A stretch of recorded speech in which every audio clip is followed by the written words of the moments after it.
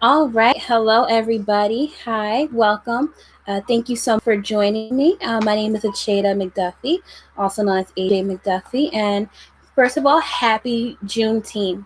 So, for those of you who don't know what Juneteenth is, I will give you some information. So, this is directly from the Juneteenth website that I listed below. So, Juneteenth is the oldest nationally celebrated commemoration of ending of slavery in the United States. Dating back to 1865, it was on June 19th that the Union soldiers, led by Major General Gordon Granger, landed at Galveston, Texas, with news that the war had ended and that the enslaved were now free. Note that this was 2.5 years after President Lincoln's Emancipation Proclamation, which had become official January 1st, 1863. The Emancipation Proclamation had little impact on the Texans due to the minimal number of Union troops to enforce the new executive order. However, with the surrender of General Lee in April of 1865 and the arrival of General Granger's regiment, the forces were finally strong enough to influence and overcome the resistance. Later attempts to explain this 2.5 year delay in the receipt of this important news have yielded several versions that have been handed down through the years. Often told is the story of a messenger who was murdered on his way to Texas with the news of freedom. Another is that the news was deliberately withheld by the enslavers to maintain the labor force on the plantations. And still another is that federal troops actually waited for the slave owners to reap the benefits of one last cotton harvest before going to Texas to enforce the Emancipation Proclamation. All of which, or none of these versions, could be true. Certainly, for some, President Lincoln's authority over the rebellious states was in question. Whatever the reasons, conditions in Texas remained status quo well beyond what was statutory.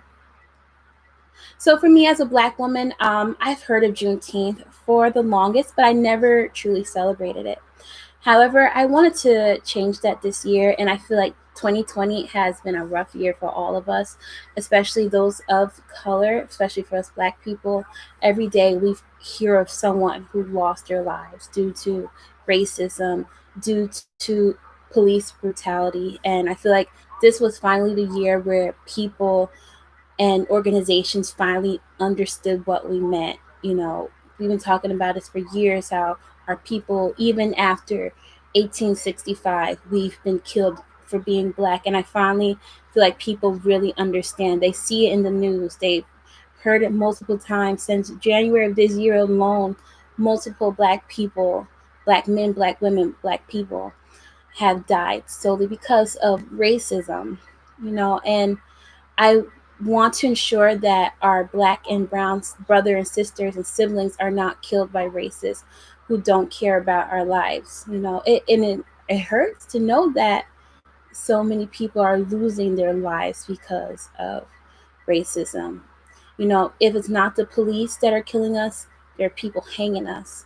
Even in the medical field itself, which is a field I want to go into, too many Black women, we end up getting unnecessary procedures like hysterectomies because there are doctors who don't want to treat Black women. Society gave us such a negative stereotype about our attitude, so a lot of doctors just mistreat us. A lot of Black women ended up getting unnecessary hysterectomies when they didn't need to. A lot of Black women end up dying while giving birth, and that's not what I ever want anyone to experience. But too many Black women have experienced that. Too many Black women lost their lives because even with that white coat on, a lot of those doctors don't care about Black lives.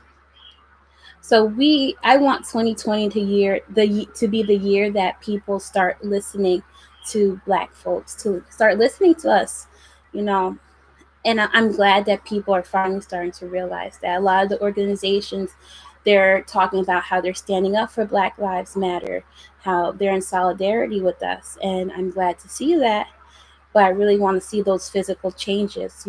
Even after George Floyd's death, we're still hearing about Black people being shot and killed when they don't need to. For many of us, we thought that after Mr. Floyd's death, that was going to be the end, and unfortunately, it still isn't. So we really need to do something and get together and end this for good. So for those of you who are protesting, I want to say thank you.